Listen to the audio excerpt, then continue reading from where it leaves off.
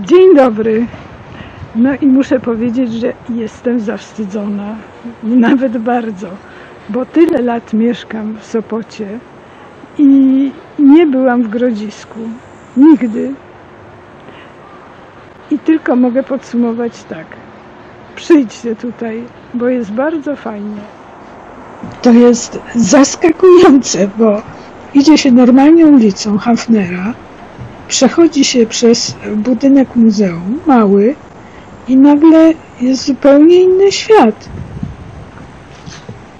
To jest tutaj, no może 5 minut do plaży, prostą drogą. I co jest niezwykłego w tym Grodzisku? No, po pierwsze, to jest początek Sopotu. Tu był pierwszy Sopot. I najdziwniejsze w tym wszystkim, że się nazywał Sopot. Sopot. Tak, nie żaden Sopot niemieckie. To nieprawda, bo tutaj mieszkali Słowianie. A ród słowiański był założony w VIII wieku. O, chyba jakiś Słowianin idzie. Prasłowianin. Naprawdę. Dzień dobry. Dzień dobry. Czy pan już po pracy? Jeszcze nie, wracam na górę. Dobra, przerwa. Chwilowo. Okej, to czekamy na pana. Dobrze, na górze jeszcze parę osób jest, no spokojnie. Aha, dobrze, dziękuję bardzo. Miły Słowianin. A tutaj my idziemy bardzo w górę. To jest zadziwiające, że tak szybko się zaczyna ta morena tutaj. Do miejsca, do którego idę, to tam naprawdę mieszkali pierwsi Sopocianie. I to jest rekonstrukcja grodu dokładnie według wykopaliska. Czyli tam, gdzie były palisady, to były palisady, gdzie były chałupy, to były chałupy. To jest niesamowite. I oni tutaj mieszkali do X wieku, bo później wszystko się przeniosło do Gdańska. A to jest najstarsza mapa Sopotu z XVI wieku. I tam u góry to jest na górze to jest Zatoka Gdańska, a te wężyki to są strumienie. I Sopot to jest po słowiańsku strumień. I stąd jest nazwa Sopot. Ale tutaj jest jar. Nie za bardzo można się zbliżyć, bo jest zagrodzone i te liście są takie śliskie, ale tam płynie strumień. Miejsce jest wybrane fantastycznie. Na górze strumienie naokoło, właściwie jary, albo tam na początku jakieś bagna. No to był prawdziwy gród obronny.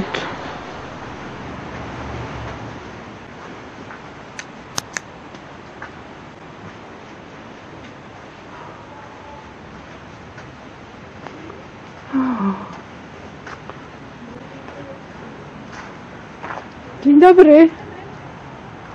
Co pani gotuje? Ja farbuję wełnę, to znaczy koleżanki bardziej. A, farbowanie wełny. Wyważę z liści brzozy. Czy jakich liści? Brzozy. Brzozy, aha, to będzie takie żółto, zielone. Zielone bardziej. Bardziej zielone. Jak się skończy farbowanie, no. Bardziej zielone. I co później panie z tego robią? To już są skarpetki zrobione. Już zrobione, aha. I co się później z nimi dzieje? Sprzedajemy A gdzie? w internecie. Aha, Są strony rekonstruktorskie. to trzeba na stronach rekonstruktorskich, tak się pisze? To znaczy nie, one mają różne nazwy, ale jak pani wpisze w Google, to od razu się otworzą wszystkie prawie. Aha, I tam, tak, są wyroby rzemieślnicze takie właśnie. Polskie. a to jest przecież gorąca woda i ta wełna się nie niszczy w tym? Nie. Nie?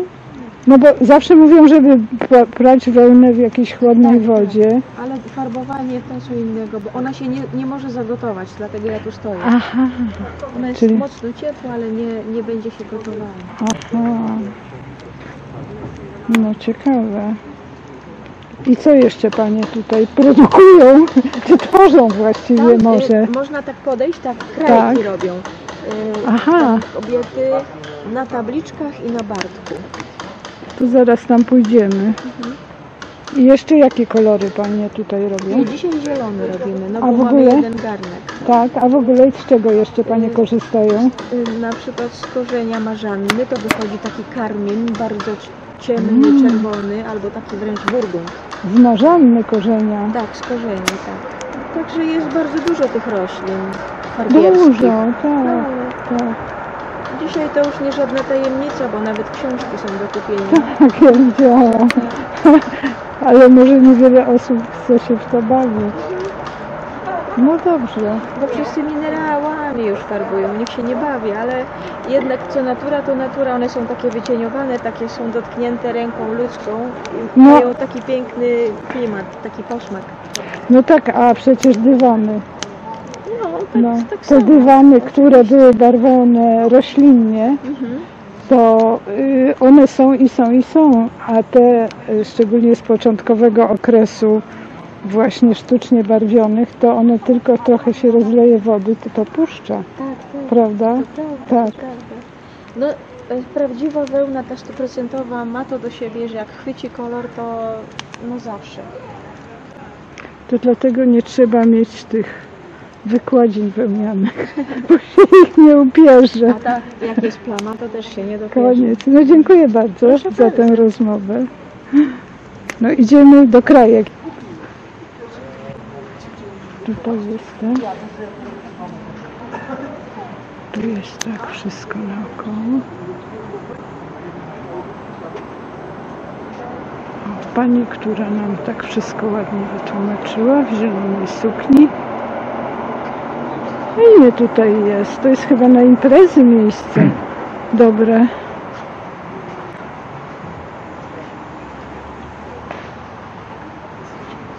Dzień dobry.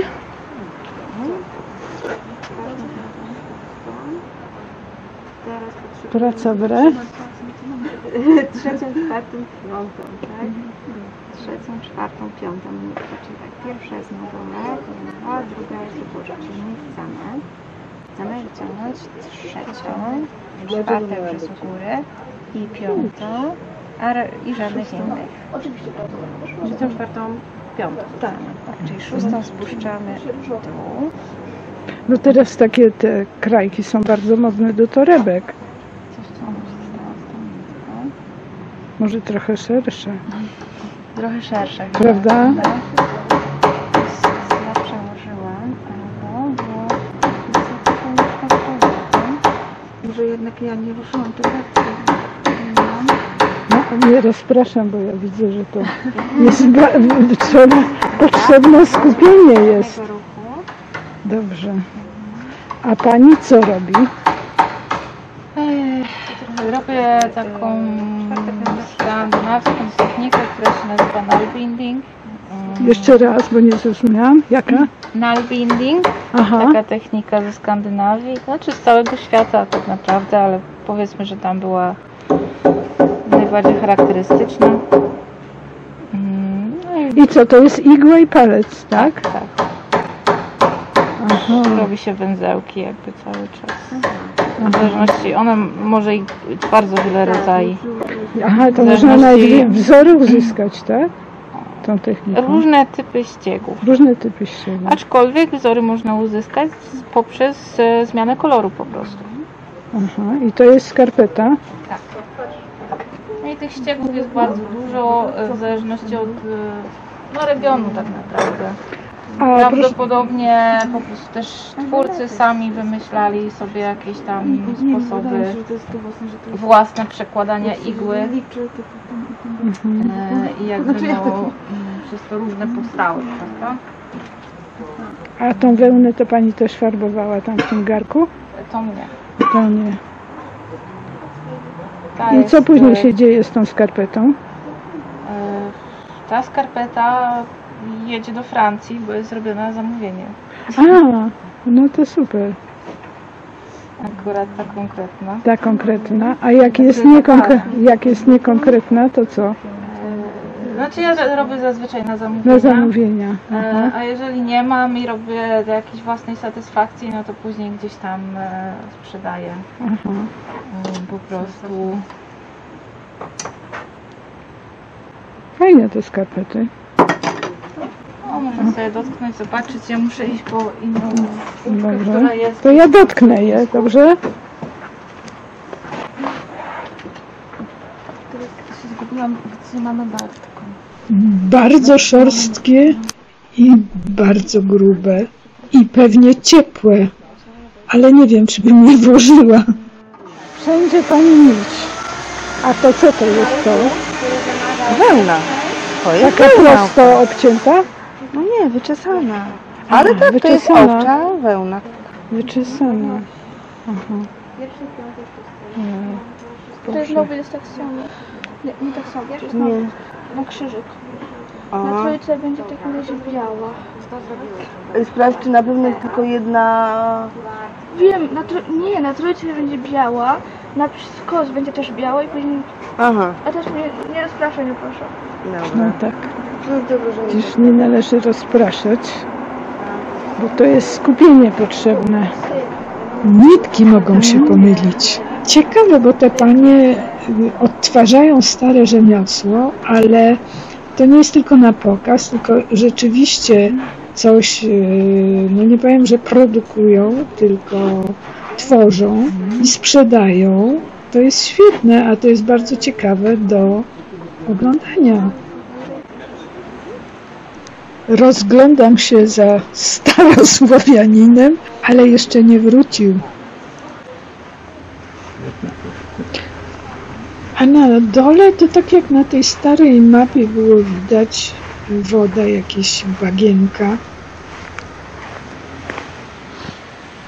I budynek muzeum, bardzo ładnie to wygląda. I tu jest taki niesamowity spokój. I to jest no dosłownie kilka minut od plaży i przy ulicy Hafnera, która przecież jest dużą ulicą. Zaskakujące. No w takim razie, co mnie skłoniło do przyjścia w końcu tutaj, bo jest wystawa, która prostuje historię Polski, ponieważ zaczęła krążyć jakaś historia o innym początku państwa polskiego niż jest to stwierdzone, o wspaniałych, legendarnych lechitach. To trochę wygląda jak z jakiejś gry komputerowej, ale ta narracja już jest tak aktywna, że Muzeum w Gnieźnie Początków Państwa Polskiego zrobiło specjalną wystawę o tym, że to jest wszystko nieprawda. Więc idę na tę wystawę. Stop Wielka Lechia. To jest naprawdę beznadziejne. To są jaszczury, które teraz chodzą po ziemi w postaci ludzkiej i które nam, Słowianom, zagrażają. Tylko jak się popatrzy na tę mapę, to ja mam wrażenie, że ja już coś takiego widziałam. I pierwsze takie skojarzenie to są chore marzenia naszych nieprzyjaciół ze wschodu, ale okazuje się, że to tak jest, bo to zostało stworzone przez nie ta mapa, ale ta cała historia o lechitach przez Rosjanina, Aleksandra Chiniewicza, który uważa się właśnie za tego wspaniałego lechitę, tylko że dotycząc ci lechici to są białoskórzy Rosjanie, którzy są twórcami kultury ludzkości i są przeznaczeni do rządzenia ziemią. To jest okropne. Mam na imię Małgorzata, mieszkam w Sopocie i zapraszam 1 i 15 dnia miesiąca. Do widzenia. Wyznawcom Wielkiej Lechii polecam Grodzisko w Sopocie i zwiedzenie Biskupina.